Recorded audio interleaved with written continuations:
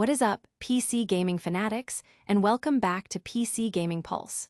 First up, get ready for a blast from the past as steam power makes a triumphant return to the slopes of Mount Washington. That's right, the Mount Washington Cog Railway is back in full steam, firing up its historic locomotives after months of crucial repairs. We've got all the details on how this iconic journey is being reborn. Next, we're heading across the globe to Malaysia, where Japanese petrochemical giant Kaneka is making a monumental leap into sustainable energy. Kaneka has officially broken ground on its very first biomass steam plant, a groundbreaking partnership that promises to slash carbon emissions and power a greener future. This is a huge step for corporate sustainability and the renewable energy sector. Now, let's talk about a game everyone's been buzzing about, Borderlands 4. Gearbox Software is stepping in to address some serious concerns from Steam users regarding Take-Two's new user agreement. There have been whispers of spyware and privacy worries, and the developers are here to clear the air and assure players that their data is safe. We dive deep into what this all means for the Borderlands community. But the Borderlands 4 saga doesn't end there. Freshly launched, the game is already facing a storm of negative reviews on Steam, with players reporting severe performance issues, even on high-end rigs and the Steam Deck. Is this Unreal Engine 5's latest victim, or can a Day 1 patch truly save the day?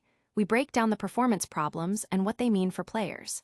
Stick around, because you won't want to miss any of this. Make sure you're subscribed and have that notification bell on. Steam power is back with a roar on Mount Washington. After nearly 4 months of silence due to essential repairs on both of its iconic steam locomotives, the Mount Washington Cog Railway has officially resumed its regular steam operations as of August 29th. This historic railway, the world's first mountain climbing cog railway dating back to 1869, is embracing its steam heritage once more. While diesel engines took over much of the daily operations in the late 2000s, the railroad has been gradually reintroducing steam, offering special summit trips and a mid-mountain steam special. The two active steam locomotives, Amanusuk, 1875, and Wambeck, 1908, both built by Manchester Locomotive Works, underwent repairs earlier this year after pre-season checks revealed they couldn't operate at full pressure.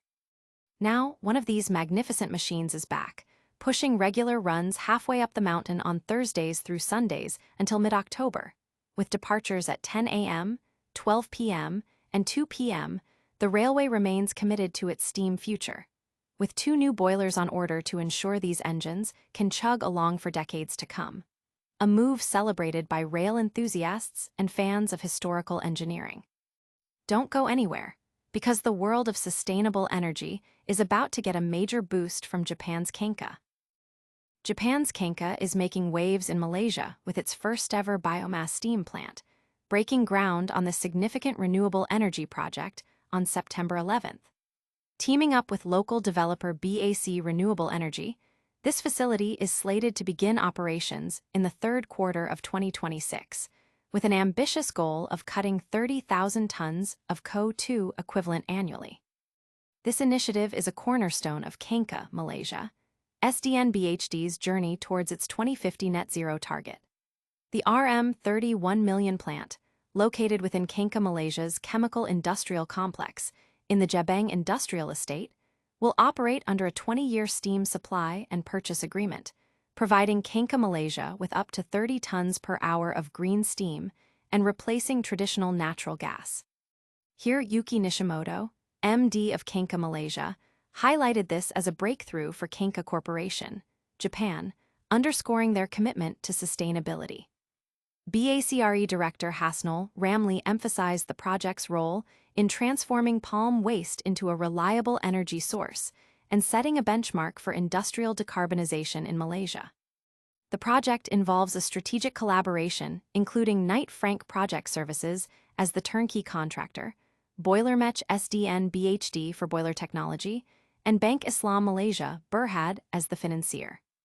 The plant is projected to avoid over 24,000 tons of CO2 emissions annually, with further reductions from methane avoidance. Key features include fuel flexibility with palm waste, high thermal efficiency, automated ash handling, and stringent emission controls. all aligning with Malaysia's renewable energy roadmap. Next up, we're diving into the drama surrounding a highly anticipated game release and its parent company's controversial policies.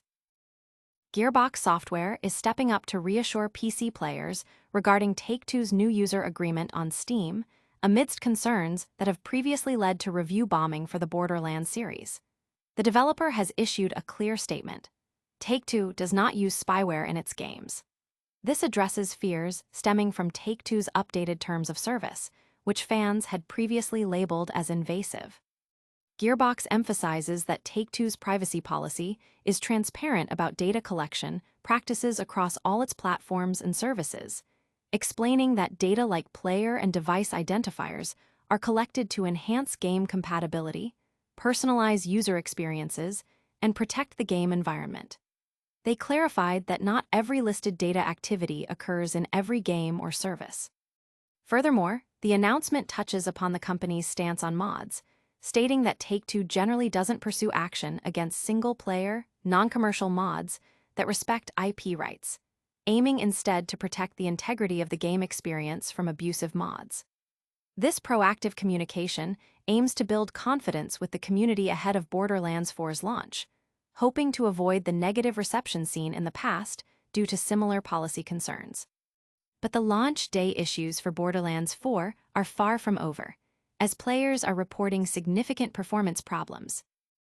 Borderlands 4 has hit the Steam charts with a barrage of negative reviews, primarily due to severe performance issues plaguing the game at launch. Despite a Day 1 patch, many players are reporting terrible optimization, with Unreal Engine 5 and the inclusion of de novo DRM exacerbating the problem.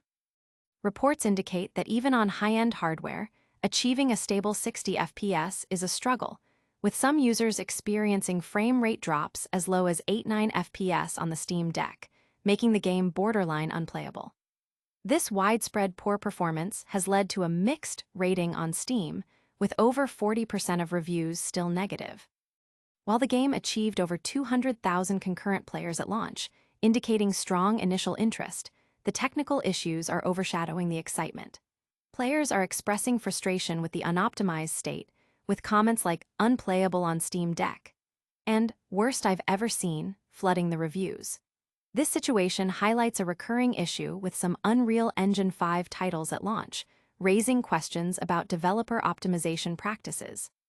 We've covered Steam trains, green energy, and gaming drama. Now stick around for our rapid-fire recap and full call to action. And that's a wrap on today's pulse-bounding PC Gaming Pulse.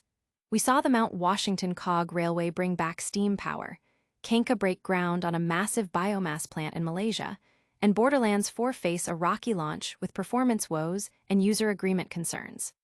Don't forget to hit that like button, subscribe to PC Gaming Pulse for all your gaming news needs, and ring that notification bell so you never miss an update. Let us know in the comments what you thought of today's stories, and follow us on all our social media channels for more gaming goodness.